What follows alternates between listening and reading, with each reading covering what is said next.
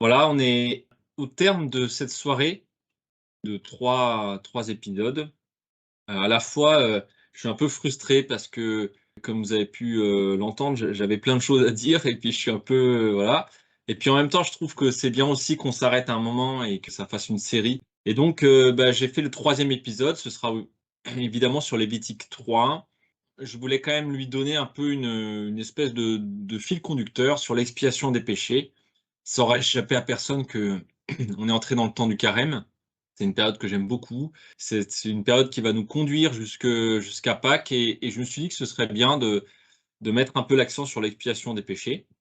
Voilà, ça peut être intéressant, de nous pencher là-dessus. Mais peut-être juste avant, je voudrais, revenir, faire un petit rappel un peu rapide des épisodes précédents. On a parlé du sacrifice et on a dit que le sacrifice était, une donnée universelle, un réflexe humain pour préserver l'ordre d'une communauté ou pour, en tout cas, préserver du chaos. On s'est beaucoup penché sur Genèse 4, donc l'épisode de Caïn et Abel que vous voyez à l'écran. Et on a vu que c'était un épisode qui nous montre que le sacrifice est utilisé pour cacher notre nature humaine, qui est souvent enclin à la jalousie, à la violence et au meurtre fratricide.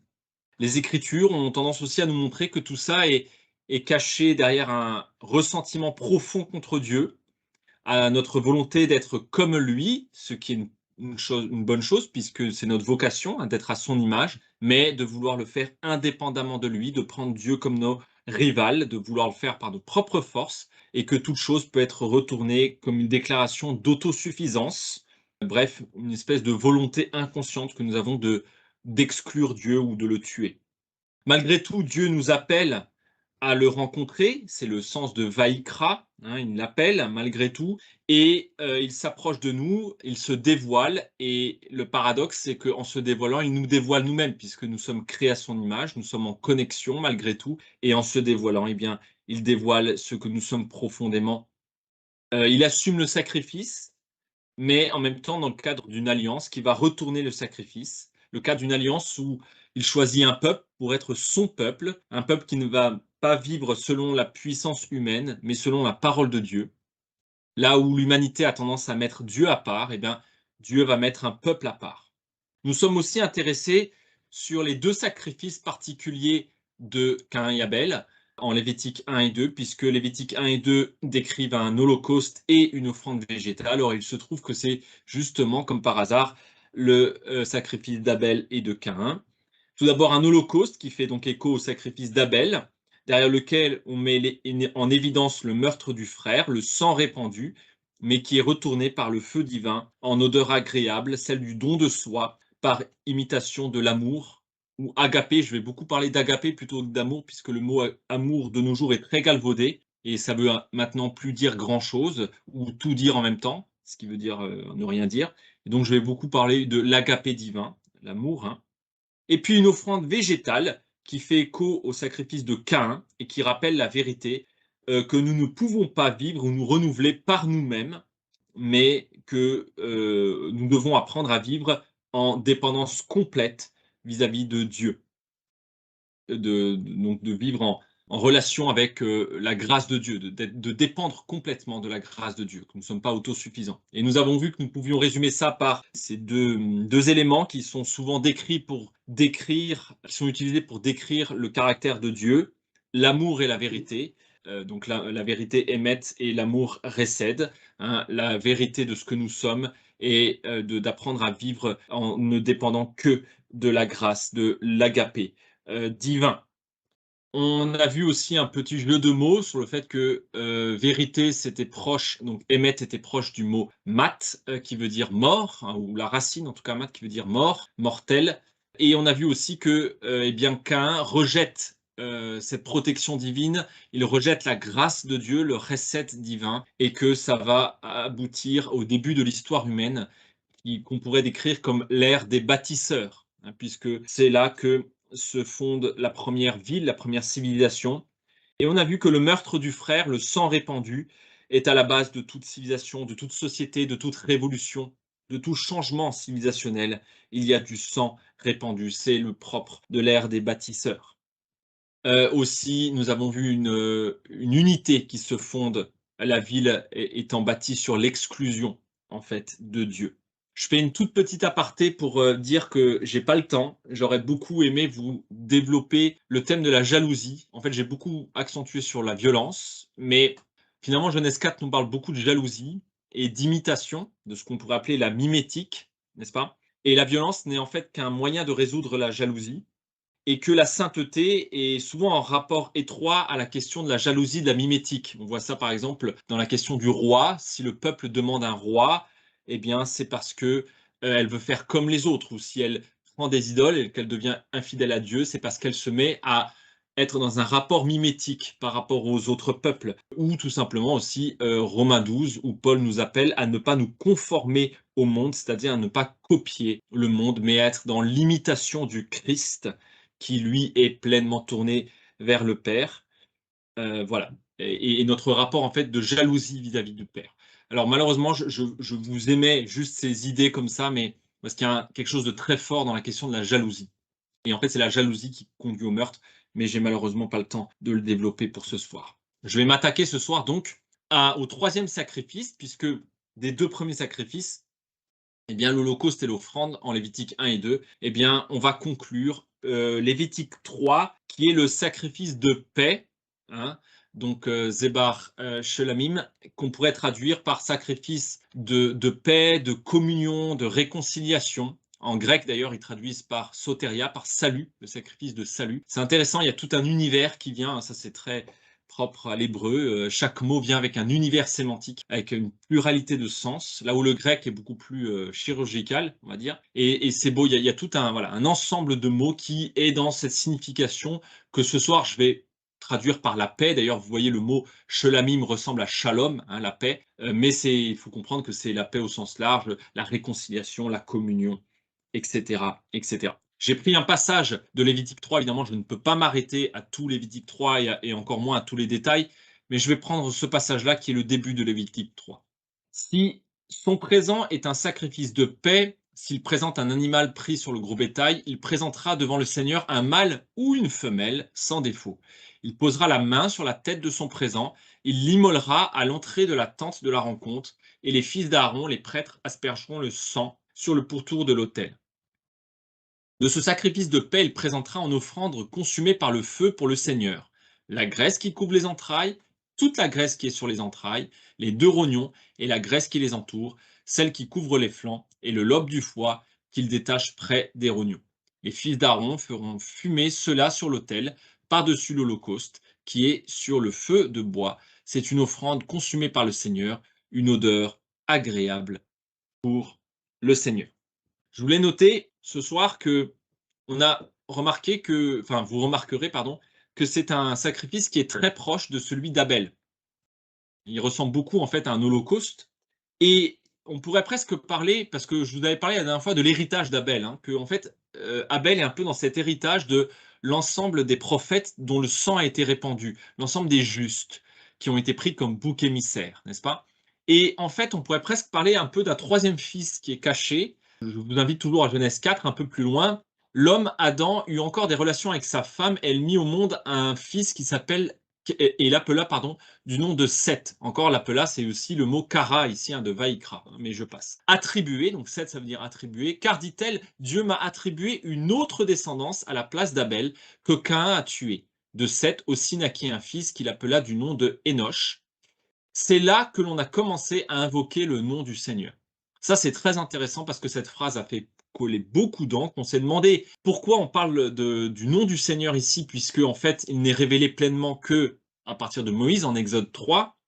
Et on s'est toujours demandé un peu ce que cette phrase signifiait. Moi, je me plais à penser que cette phrase est un peu un verset un peu, si vous voulez, prophétique pour parler en fait de cette descendance qui est mise à la place d'Abel, dans cet héritage d'Abel. Et je vous peut-être rappelle ce passage de Hébreux 12, verset 24, où l'auteur dit « Mais vous vous êtes approchés de la montagne de Sion et de Jésus, le médiateur d'une alliance neuve, et du sang de l'aspersion qui parle mieux que celui d'Abel. » Donc on a dans la descendance d'Abel ici, de ce sang répandu, eh bien celui qui vient comme accomplir, compléter en fait cette lignée.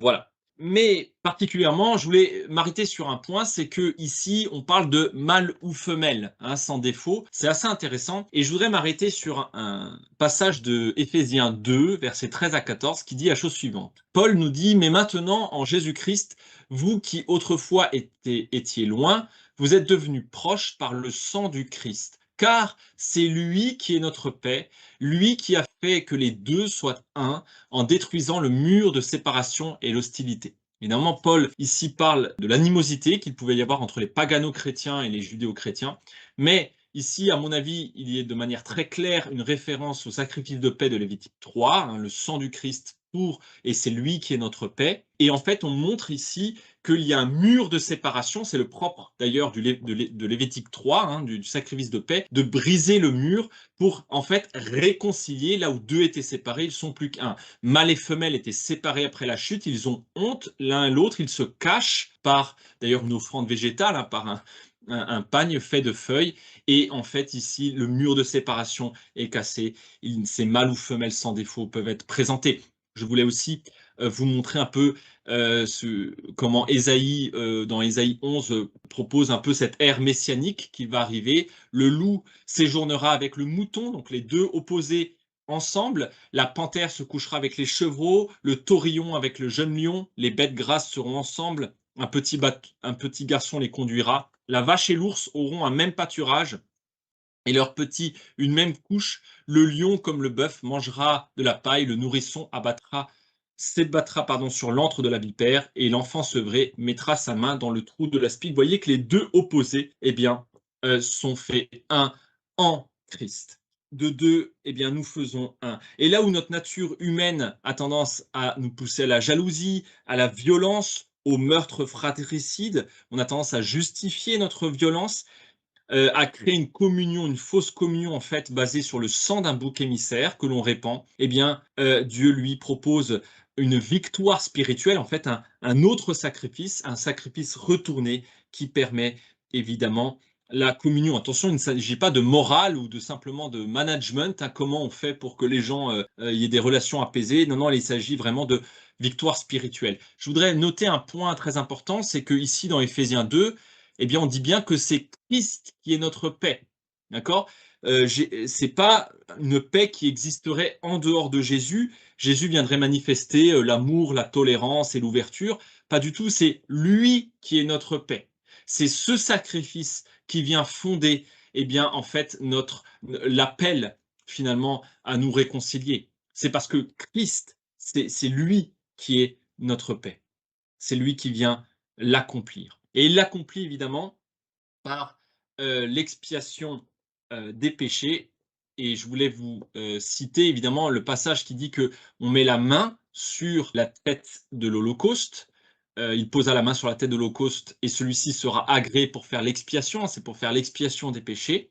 Et je voulais mettre en rapport avec 1 Jean 4 où on nous dit et cet amour, donc cet agapé, ce n'est pas que nous ayons aimé Dieu, mais que lui nous a aimés et qu'il a envoyé son Fils comme expiation pour nos péchés. Quant à nous, nous aimons parce que lui nous a aimés le premier. Là, nous avons ce rapport entre l'amour de Dieu, la réconciliation et l'expiation des péchés. Donc là, je vais m'arrêter quelques instants parce que en fait, il faut montrer, enfin, je vais quand même juste vous montrer autre chose. Quelque chose que je trouve intéressant, c'est un passage de l'arrestation de Jésus. Jésus, donc là, c'est au jardin de Gethsémanée, en Marc 14, où Jésus dit, c'en est fait, l'heure est venue, le Fils de l'homme va être livré aux pécheurs. Aussitôt, comme il parle encore, survint Judas, l'un des 12, et avec lui une foule armée d'épées et de bâtons, envoyés par les grands prêtres, les scribes et les anciens. Alors ils mirent la main sur lui et l'arrêtèrent, et tous l'abandonnèrent et prirent la fuite. Un jeune homme le suivait, vêtu seulement d'un drap. On l'arrête, mais lui, lâchant le drap, s'enfuit tout nu. Vous voyez ce détail, et on met la main sur lui, évidemment, c'est pour dire qu'on l'arrête, mais je crois que c'est aussi une référence à cette main qui est posée sur Jésus, et pour signifier de manière un peu inconsciente, si vous voulez, en fait, cette expiation des péchés qui est faite par le Fils de l'homme qui est livré aux pécheurs.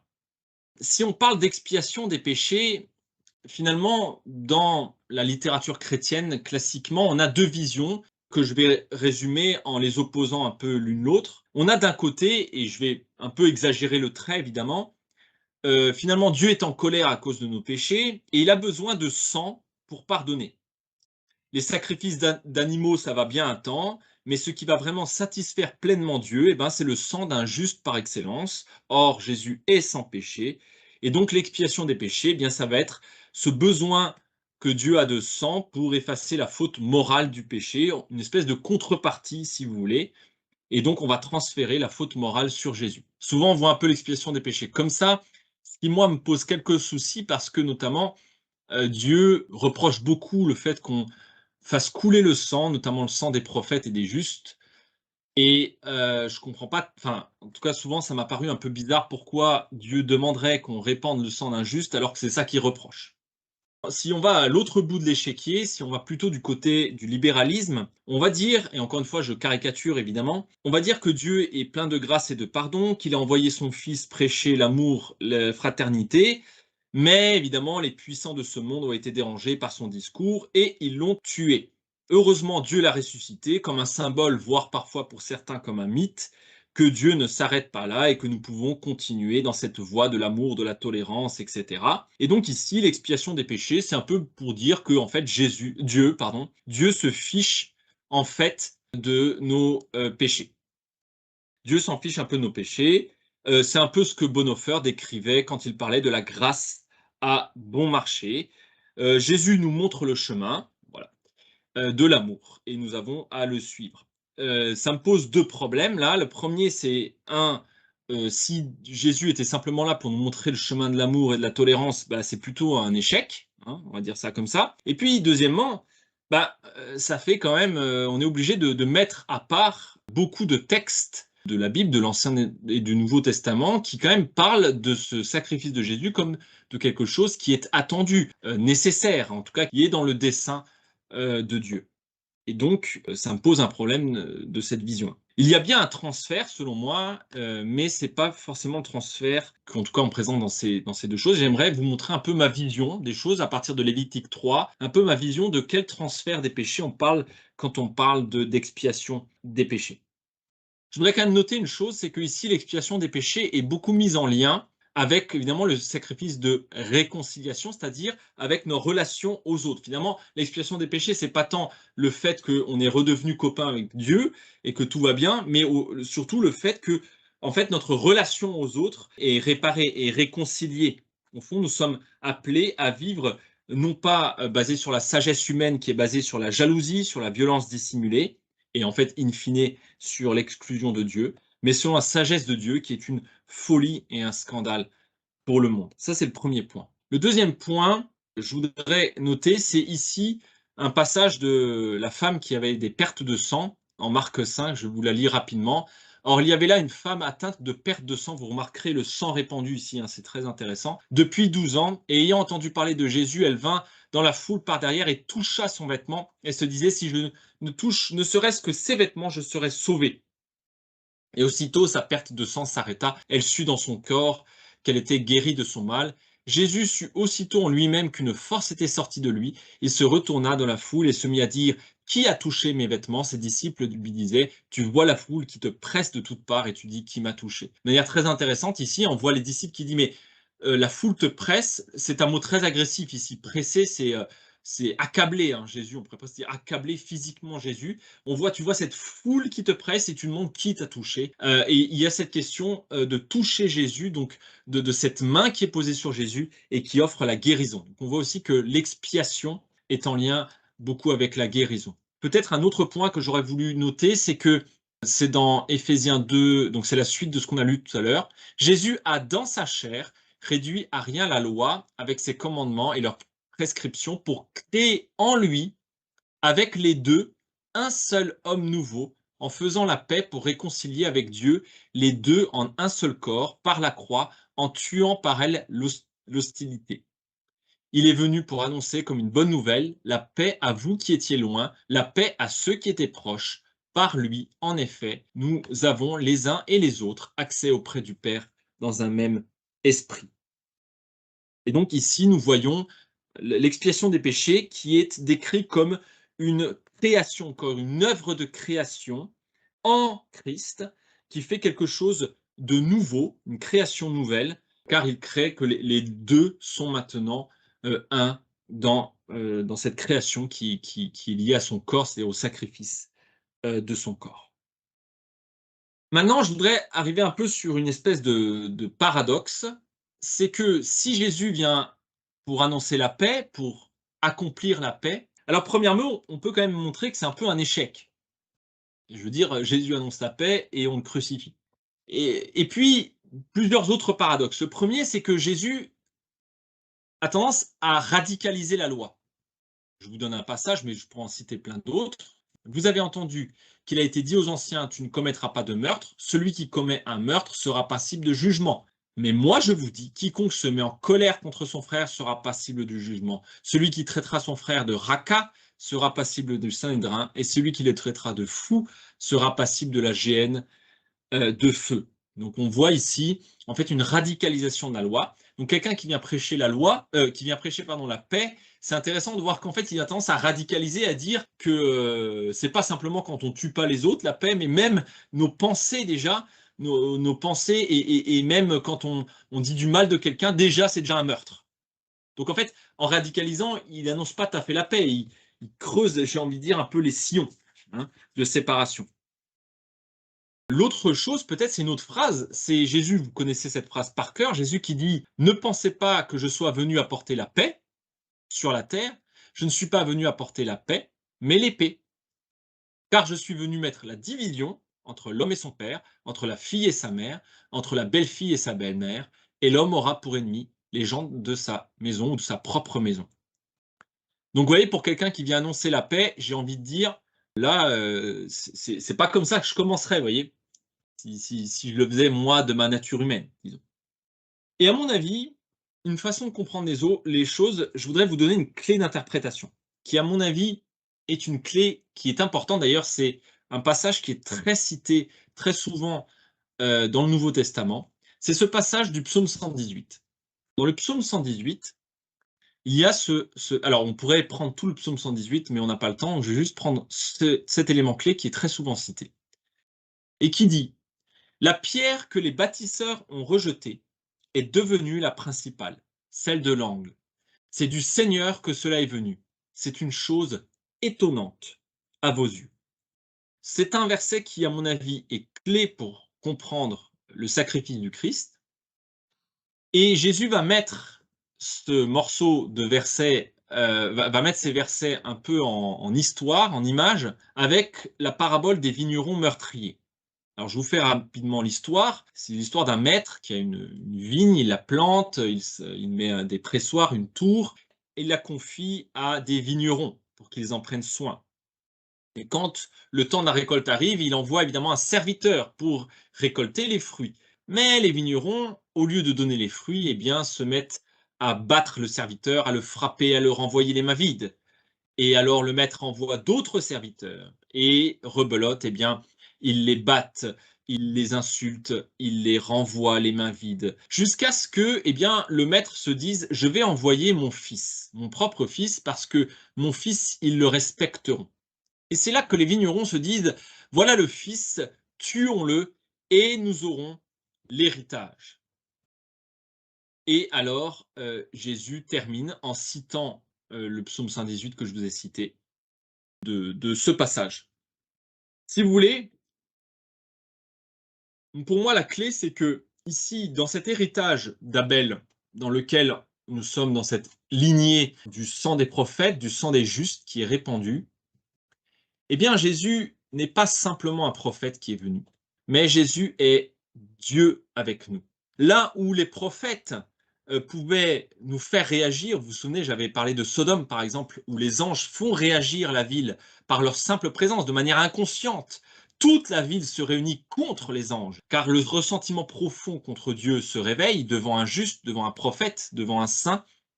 Eh bien, ici, quelque part, jusque-là, ce ressentiment n'est que partiel. Mais quand c'est Dieu lui-même qui est là, alors, eh bien, c'est les profondeurs, si vous voulez, de notre âme qui rejaillit. Le dessein profond de notre âme ressort, et c'est ce que disent les vignerons quand ils disent « c'est le Fils, tuons-le, et nous pourrons nous accaparer l'héritage ». Là est révélé, ce qui n'était pas le cas avec le cas des prophètes, quand les serviteurs sont envoyés, on ne sait pas pourquoi ils le tuent, mais là d'un coup est révélé tous les desseins, eh bien c'est la jalousie contre le maître, et le fait qu'on veut s'accaparer, qu'on veut voler l'héritage. Si vous voulez, pour le dire avec Jean, puisque Jean ne reprend pas cette parabole, mais il a une phrase que je trouve assez forte. Jésus dit à Nicodème, « Et voici le jugement. La lumière est venue dans le monde, et les humains ont aimé les ténèbres plus que la lumière, parce que leur œuvre était mauvaise. » Voilà la révélation, voilà le jugement que Jésus vient ouvrir par sa simple présence. La lumière est venue dans le monde, et les humains ont aimé les ténèbres plus que la lumière.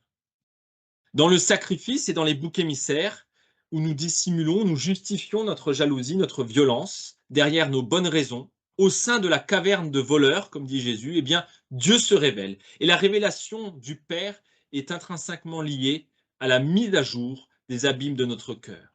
Ce que nous pouvons concevoir par nous-mêmes, par une connaissance immédiate, ou par une introspection, ou par une psychanalyse, tout ça nous est révélé par la venue du Fils qui met à jour nos entrailles, ouvre nos tombeaux blanchis. Car celui qui est devant nous est bien plus qu'un prophète. Si je vous dis ce soir que notre volonté profonde, c'est de tuer Dieu, la plupart d'entre vous allez me dire que ce n'est pas vrai, que nous aimons Dieu, qu'on n'a pas envie de le tuer. Parce qu'on peut pas, ce sentiment nous est profondément caché, inconsciemment caché. Et c'est la venue du Fils qui montre ce déchaînement. Peut-être un autre passage dans Jean 15. Jésus dit « Moi et le Père, nous sommes un ». Les Juifs ramassèrent à nouveau les pierres pour le lapider. Jésus leur dit « Je vous ai montré beaucoup de belles œuvres venant du Père. Pour laquelle de ces œuvres allez-vous me lapider ?» Les Juifs lui répondirent « Ce n'est pas pour une belle œuvre que nous allons te lapider, mais pour blasphème, parce que toi, qui es un homme, tu te fais Dieu. Et celui qui me déteste, déteste aussi mon Père. » Donc ça, c'est dans Jean 15. Vous voyez, c'est une chose très intéressante parce que les Juifs veulent le lapider pour blasphème, pour dire tu n'as pas le droit de dire ça, n'est-ce pas? Mais comme c'est typique chez Jean, il y a un double entendre ici. Et ça, c'est vraiment typique de Jean qui fait une double lecture à chaque fois. C'est qu'en fait, justement, ils veulent le lapider parce qu'il se fait Dieu, parce que c'est Dieu qui est là. Même si c'est inconscient pour eux. Eux, ils veulent le tuer parce qu'il y a un cas de blasphème ici, un homme se fait Dieu. Mais en fait, comme cet homme est Dieu, c'est aussi pour ça qu'ils veulent le tuer, inconsciemment. Si vous voulez, Jésus met à jour ici que tous ont péché et tous sont privés de la gloire de Dieu, pour le dire avec Paul. Nous sommes enfermés dans cette haine contre Dieu, incapables de s'en libérer soi-même, d'ailleurs incapables de s'en rendre compte. C'est une puissance bien plus forte que nous, comme le dit Paul dans Romains 7. Je sais quel est le bien, mais je ne le fais pas, et je sais quel est le mal, et je le fais quand même. C'est une puissance du péché qui est beaucoup plus forte que nous. Et pour nous en délivrer, il a fallu quelqu'un d'encore plus fort, quelqu'un qui soit bien plus fort qu'un prophète ou un juste pour révéler les entrailles de nos âmes. Et cette personne ne pouvait être que Dieu lui-même. C'est pour ça d'ailleurs que dans le sacrifice de paix, ça ressemble à celui d'Abel, à la différence notable que, en fait, on ne fait brûler que les entrailles. Et pour moi, c'est justement cette mise à jour des entrailles. En fait, cette mise à jour des entrailles est justement le sens de la venue du Christ qui a accompli ce sacrifice. Et la venue de Jésus montre que tous ont péché et que tous se retournent contre lui. Pour vous citer un passage d'Acte 2 qui cite le psaume 2, où donc les disciples disent « C'est toi Dieu qui as dit par l'Esprit Saint de la bouche de notre Père, ton serviteur David, pourquoi les nations se sont-elles agitées et les peuples ont-ils eu des pensées creuses ?» ou des pensées vaines, selon les traductions. Les rois de la terre se sont présentés et les chefs se sont ligués contre le Seigneur et contre son Christ. Car en vérité, contre ton saint serviteur Jésus, que tu as fait Christ, Hérode et Ponce Pilate se sont ligués dans cette ville avec les nations et les peuples d'Israël pour faire tout ce que ta main et tes décisions avaient arrêté d'avance. Ce rassemblement, ce rassemblement contre Dieu et contre son Messie, qui était déjà prophétisé en Psaume 2, est accompli en Jésus. Et pour vous donner quelques autres traits, Jésus est trahi par l'un des 12, il est abandonné par les autres. La foule se retourne contre lui, alors qu'ils l'ont adulé pendant longtemps et l'ont même acclamé comme un roi.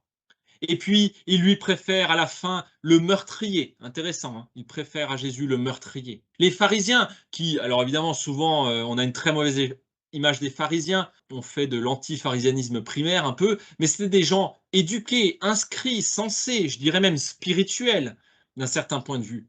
Eh bien, même les pharisiens qui sont éduqués et sensés sont remplis d'un coup d'une haine irrationnelle. Tout le Sanhédrin et Hérode sont unis contre lui. Ponce Pilate condamne alors qu'il le sait innocent et que nous savons aussi que le système romain, juridique romain, est un des plus justes de l'histoire humaine. D'ailleurs, je ne résiste pas à l'envie de vous citer ce passage que je trouve passionnant en Luc 23. Ce jour même, Pilate et Hérode devinrent amis d'ennemis qu'ils étaient auparavant. Jésus réunit tout le monde contre lui. Même les gardes se moquent de lui et le torturent. Dans Marc, même les crucifiés l'insultent. Ah, j'ai oublié le ENT à la fin. Et je vous cite ici ce passage de Marc 15. Les passants l'injuriaient en hochant la tête et disaient: hé, toi qui détruis le sanctuaire et reconstruis en 3 jours, sauve-toi toi-même et descends de la croix. Les grands prêtres aussi, avec les scribes, se moquaient entre eux et disaient: il en a sauvé d'autres, il ne peut pas se sauver lui-même. Que le Christ, roi d'Israël, descende maintenant de la croix, afin que nous voyions et que nous croyions. Et ceux qui étaient crucifiés avec lui l'insultaient aussi. Vous voyez, il y a cette espèce de bouleversement ici. Tout le monde se met contre lui. C'est une espèce de grand rassemblement final qui est typique de l'Ancien Testament. On voit ça notamment dans Ézéchiel de 38-39. C'est Gog et Magog, ce grand rassemblement final contre le peuple de Dieu. Là où Dieu, en fait, eh bien, dans ce rassemblement final, va pouvoir comme exercer son jugement eschatologique. Et c'est un rassemblement ici un peu eschatologique qui démarre en Jésus-Christ. Tout le monde s'est mis contre lui. Tout le monde. La foule, les disciples, le système juridique, le système politique. Parce que en Jésus-Christ, ce n'était pas un simple prophète, c'était Dieu lui-même qui était là. On parlait du transfert des péchés tout à l'heure. Je voulais vous citer 3 passages. Un passage dans 2 Corinthiens où Paul nous dit: celui qui n'a pas connu le péché, on parle de Jésus, il l'a fait pour nous pécher, afin qu'en lui nous devenions justice de Dieu. En 1 Pierre, il a lui-même porté nos péchés en son corps sur le bois, afin que, morts au péché, nous vivions pour la justice. Et c'est par ces meurtrissures que vous avez été guéris. Et enfin, dans Galates, le Christ nous a rachetés de la malédiction de la loi en devenant malédiction pour nous, car il est écrit: maudit soit quiconque est pendu au bois. Évidemment, rien que ces 3 passages, on pourrait y passer un petit bout de temps, mais je ne vais pas m'étendre. Mais simplement noter que quand on parle de transfert des péchés, je crois pas que... Enfin, c'est ma vision, hein, je vous la présente, je ne dis pas que c'est ça qu'il faut penser, mais je crois qu'on parle de beaucoup plus que simplement d'un transfert juridique, d'un transfert moral, de la faute. On parle d'un transfert physique. Jésus, dans son corps, prend nos péchés. Dans son corps, nous le frappons, nous le maudissons et nous répandons son sang. Il porte cette haine contre Dieu dans son corps. Et c'est ça pour moi le transfert des péchés. C'est quelque part comme une espèce de... En posant la main sur le Christ, eh bien en fait nous déchargeons, en fait, nous montrons les entrailles qu'il au plus profond de nous. C'est en ce sens que je vois le transfert, l'imposition des mains, le transfert des péchés. Hein, nous devenons solidaires d'un certain point de vue de cet homme qui se fait Dieu. Mais la bonne nouvelle dans tout ça, et heureusement, c'est que Dieu, dans ce jugement qui démarre, le jugement de Dieu ne consiste pas à rendre ce que nous méritons, mais face à ces entrailles qui sont mises à jour, eh bien Dieu y déverse son esprit. Dieu allume un feu sur nos entrailles. Je voudrais vous lire ce passage de la crucifixion de Jésus. Mais Jésus laissa échapper un grand cri et expira. Le voile du sanctuaire se déchira en deux, du haut vers le bas. Voyant qu'il avait expiré de la sorte, le centurion qui était là, en face de lui, dit: Cet homme était vraiment fils de Dieu. Chose très intéressante, le mot expirer, en français d'ailleurs comme en grec, veut dire rendre l'esprit, sortir l'esprit, n'est-ce pas? Et il y a un jeu de mots ici. Jésus expire au sens où il rend l'esprit, où il meurt, et en même temps, il expire, il sort l'esprit. Et c'est le sens de ce déchirement du voile de haut en bas, ce qui montre que c'est Dieu qui déchire le voile, n'est-ce pas? Et qui ouvre le Saint des Saints, et qui allume le feu, qui jette, si vous voulez, le feu de son esprit sur les entrailles, sur notre haine profonde qui a été mis à jour. L'agapé est répandu dans le cœur humain qui a été mis à jour, dans ces tombeaux blanchis qui ont été ouverts par la simple présence de Jésus. Et l'agapé de Dieu n'est rien d'autre que l'amour des ennemis, justement. Nous avons, par la simple présence, Jésus a montré que nous étions les ennemis de Dieu. Et Dieu a montré son amour. Il a déversé le feu de cet amour des ennemis. Et nous sommes appelés, justement, à nous abandonner à l'amour, à l'agapé de Dieu, à déposer les armes face à l'agneau immolé. Car quelque chose qui est impossible à vue humaine, à force humaine, pour nous qui ne reniflons que la jalousie et le meurtre, eh bien Dieu, lui, veut déverser dans nos cœurs cet amour impossible pour l'être humain. Simplement, je voudrais vous citer ces 3 passages, mais que vous connaissez évidemment beaucoup. Dans le prologue de Jean, la lumière est venue chez elle et les siens ne l'ont pas accueillie. Mais à tous ceux qui l'ont reçue, elle a donné le pouvoir de devenir enfants de Dieu, à ceux qui mettent leur foi en son nom. Ou alors dans Jérémie 31-33, je mettrai ma loi au dedans d'eux, je l'écrirai sur leur cœur, et je serai leur Dieu, et eux ils seront mon peuple. Quand le cœur est mis à jour, Dieu y vient déverser son esprit. Ou alors dans Ézéchiel 36, je vous donnerai un cœur nouveau et je mettrai en vous un souffle nouveau. J'ôterai de votre chair le cœur de pierre et je vous donnerai, pardon, de votre, oui, voilà, le cœur de pierre, je vous donnerai un cœur de chair. Nous sommes appelés, si je reviens à cette clé d'interprétation qui me semble est la clé fondatrice ici du sacrifice, de l'accomplissement de Jésus de Lévitique 3, la pierre que les bâtisseurs ont rejetée est devenue la pierre principale, celle de l'angle. Je vous disais, nous sommes entrés dans l'ère des bâtisseurs avec Caïn qui refuse leur recette, qui refuse la grâce divine. Eh bien, les bâtisseurs ont rejeté justement cette pierre. Et Dieu, de cette pierre rejetée, a fait la pierre principale, celle de l'angle, celle qui est fondatrice. Et c'est l'œuvre du Seigneur que cela est venu. C'est une chose étonnante car elle est impossible à nos yeux. Au fond, Dieu démarre, au fond, un destin au milieu des temps anciens. Il démarre des temps nouveaux. Il démarre une pierre fondatrice. Et nous sommes appelés à nous appuyer sur cette pierre nouvelle, cette pierre vivante, la pierre des temps nouveaux posée par Dieu. La connaissance de Dieu, c'est justement cette mise à jour des abîmes de notre cœur dans lequel Dieu nous appelle à déverser et à nous-mêmes à nous abandonner à cet amour, à cet agapé, cet amour des ennemis que Dieu a manifesté et a allumé à la croix. Au fond, pour les salutistes d'entre nous, je vous rappelle notre devise sang et feu, dont aujourd'hui peu de gens parlent et peu de gens savent très bien ce que ce pourrait dire, à part répéter quelques éléments de dogme. Voilà une interprétation qui est la mienne. Je ne dis pas que c'est celle qu'il faut retenir, je dis juste que c'est celle qui, moi, me parle face à ce que je vous ai dit. Sang, c'est ce rassemblement contre Jésus. C'est justement, c'est notre cœur qui est mis à jour devant Dieu, contre ce Dieu avec nous, mettant en lui notre ressentiment, et même sur lui, transférant sur lui notre ressentiment profond contre Dieu. Et le feu, c'est justement face à ce cœur ouvert, à ce tombeau blanchi que Dieu a ouvert, eh bien Dieu vient convertir nos cœurs, abandonnés à son agapé.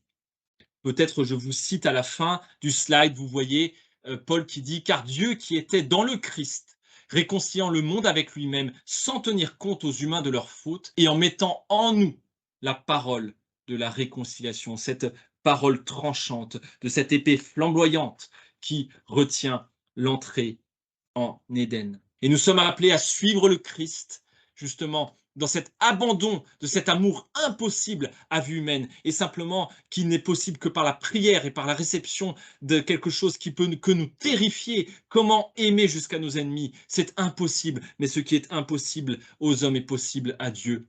Je cite, et je pourrais citer bien d'autres choses, mais évidemment, le sermon sur la montagne. Vous avez entendu dire qu'il a été dit œil pour œil, dent pour dent, mais moi je vous dis de ne pas vous opposer au mauvais. Si quelqu'un te frappe sur la joue droite, tends lui aussi l'autre. Si quelqu'un veut te faire un procès pour te prendre ta tunique, laisse lui aussi ton vêtement.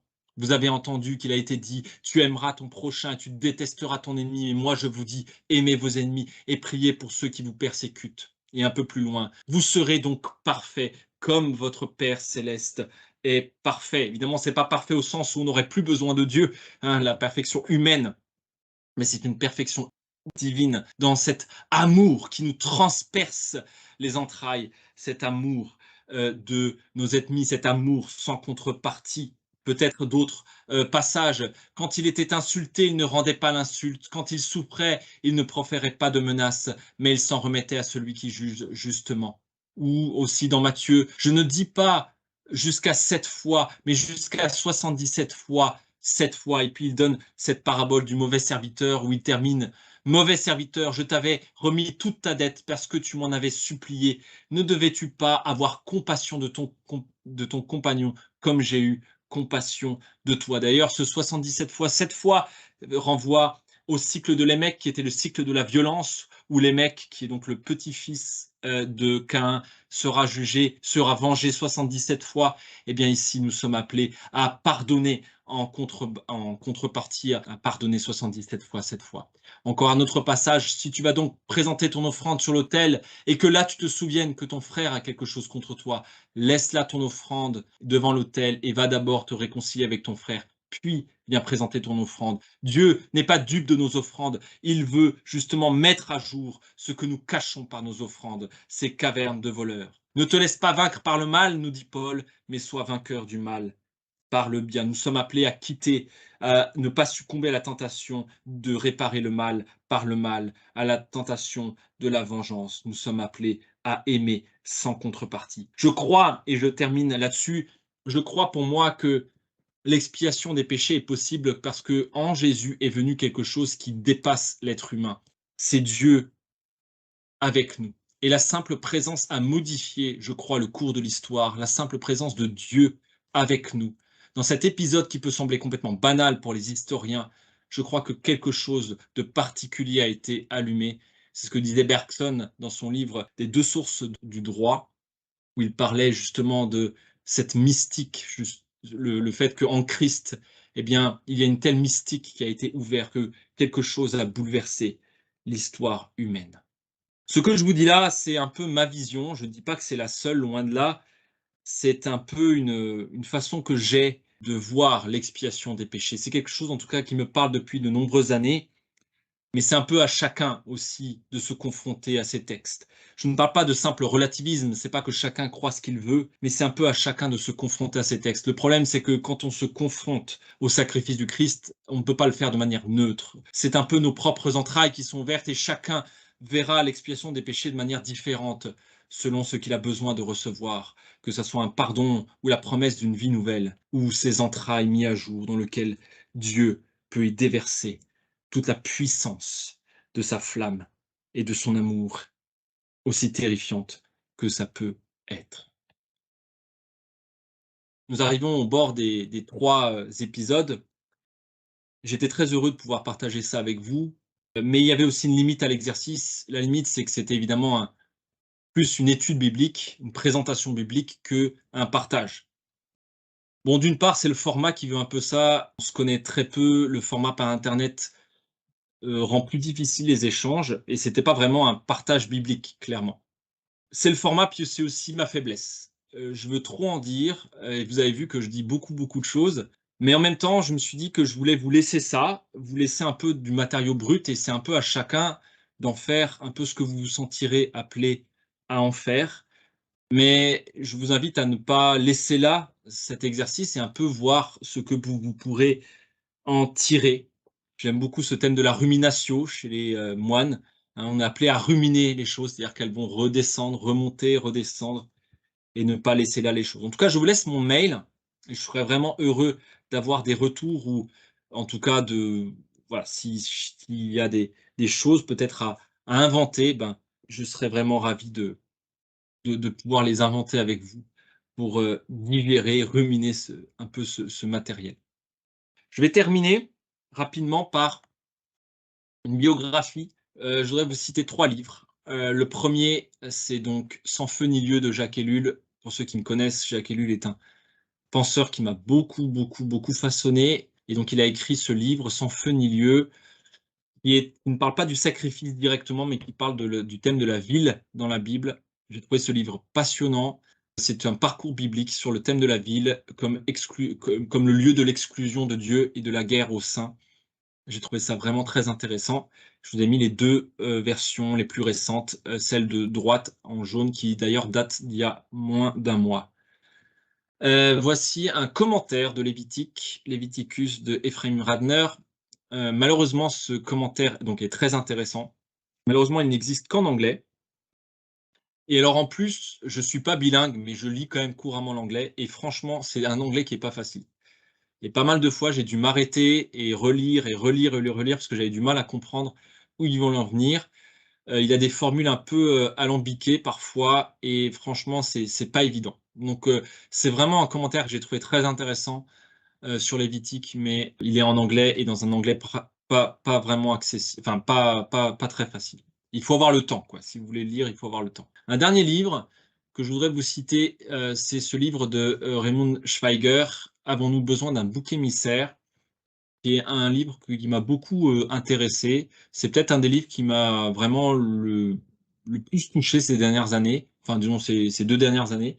J'ai trouvé ce livre très intéressant et il y a pas mal de choses de mon étude biblique aujourd'hui qui sont tirées de ce livre. Je suis pas d'accord avec tout ce qu'il a dit dans ce livre, hein, mais je trouve que c'est assez intéressant et en plus c'est accessible. Voilà. Et pour, mes amis suisses, et ben Schweiger, c'est un Suisse. Voilà, donc vous avez, des bons compatriotes. Voilà, c'est un prêtre jésuite suisse, qui a été un grand disciple de René Girard. Voilà, un grand merci.